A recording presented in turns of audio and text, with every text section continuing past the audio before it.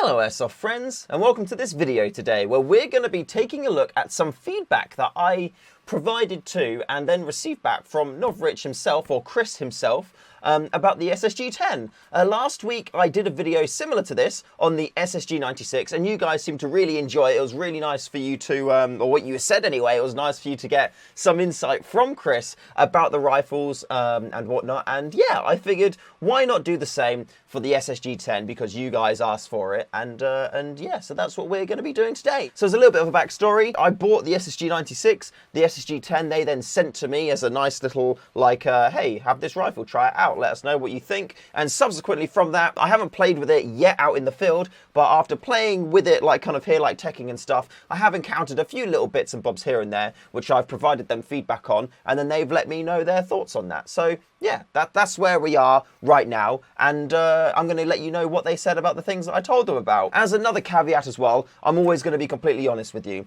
I feel like it is my duty and responsibility to be as transparent as possible with you guys, so if I ever experience any issues or anything like that, whether they sent it to me or I purchased it myself, I'm still going to let them know my true feelings and let you know my true feelings, because if I don't give you my true feelings, then nothing's going to get better and nothing's going to get fixed. So it's better for everyone if everybody just told everybody the truth about things, and that's what I'm doing now. So yeah, here you go. So the first thing that I said about the SSG-10, which is also similar to the SSG-96, was that it was hot out of the box. It was essentially like 40, 50 FPS over the limits, which wasn't good, which meant that I had to cut the spring down before I even ran the rifle. And Chris said that this was something that they were aware of and something that they want to control better to make sure it's not as hot as that. But also they said that this is something which they'd rather have the guns be. They want it to be hotter as opposed to underpowered, because if it's hotter, then you can just cut springs down and bring it to the power that you want it to be. Whereas if it's underpowered, then you're forced to buy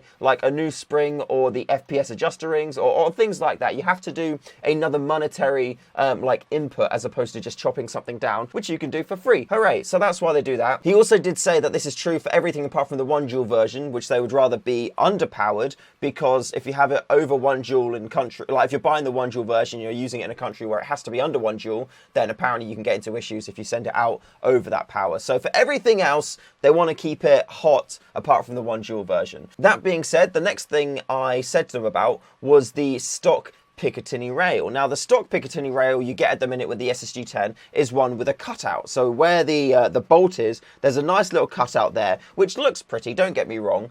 So from an aesthetic point of view, it's cool, but from a practical point of view, it really limits where you can put the scope on the sniper rifle. Here's my SSG-10 here, and you'll see that there's actually a full rail on this one, and what I mean by that is this is the rail here, and what you can see, I've actually got a rail all the way through, all the way. With the one that actually comes with the SSG-10, it's cut out here, so you only have half of the rail there, or even less than half of the rail there. And what that means is you can't put any scope mounting rings in this entire middle section, which is quite a lot of space. And that can be an issue, because if you want to mount a scope on it, such as the Novritsch scope, which is the scope that I mounted on here originally, you have to put it here, which means that when you're taking your shots, you can't have your head back here. You have to come all the way up here to take into account the eye relief, because the Novritsch scope has a very small distance for eye relief versus other scope, which are, you know, some of them I've had have like, you know, 2 or 3 inches, which on this rifle would probably be okay. But with the Novritsch scope, sadly,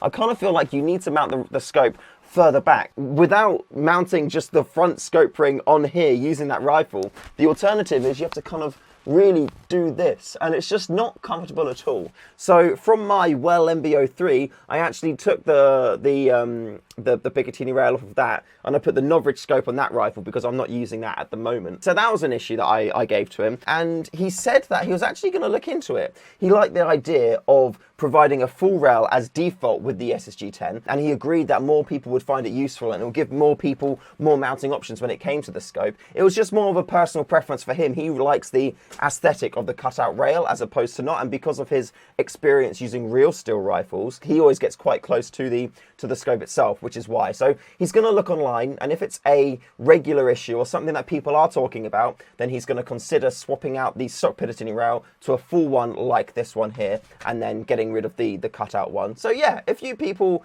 feel like that's something you would like to see on the SSG10, post about it on like the Novritsch group, the SSG10 groups, things like that. Make a bit of a sound about it, and potentially it will change to become the stock one. The next issue I spoke about was the second clip on the hop rubber, which just falls off. So on the SSG10 barrel, you have got a maple leaf hop rubber like this. There is one clip spring here, but then there's also another clip spring on this part here.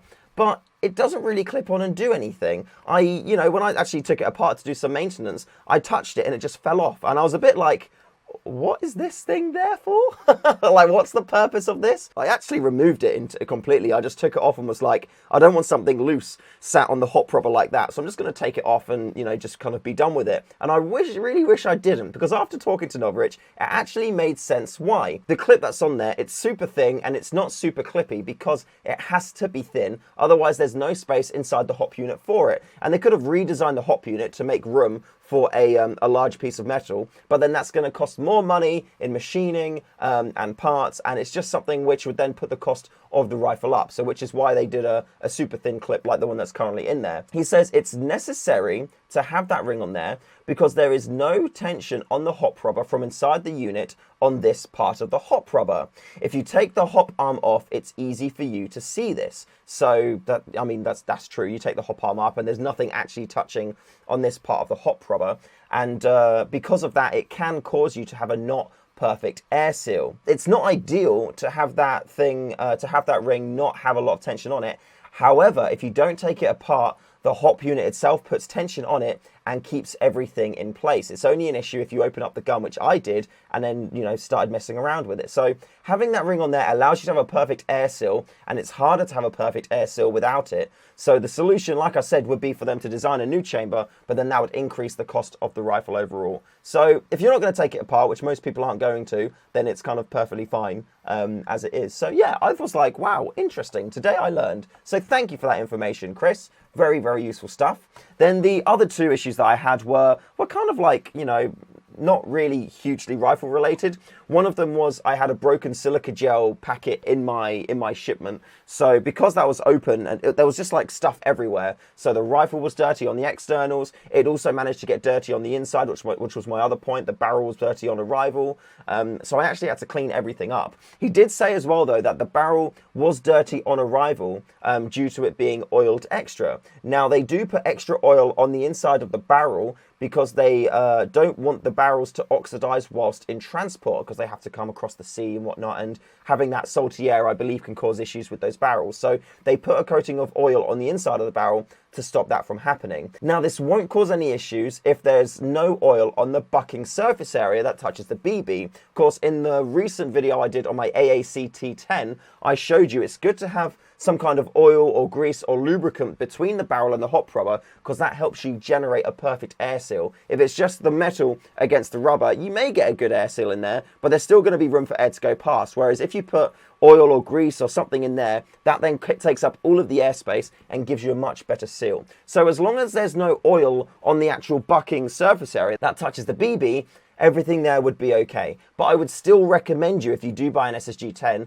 to at least give the barrel a clean. You don't have to take the hop unit apart, but at least get the unjamming rod, put some cloth on it, and give the barrel a clean to get rid of that oil. Because once you've got it in your house, you don't need it to be oiled up anymore. And that oil could just give you a negative impact when you're using the rifle during a game day. And yeah, there you go. That was all the feedback that I got from the SSG10. A couple of the points we had with the SSG96. The first one I said in the video was also covered in that video there. With my SSG10, I was super happy with the fact that there was zero spring wobble in it at all. Like, listen to this.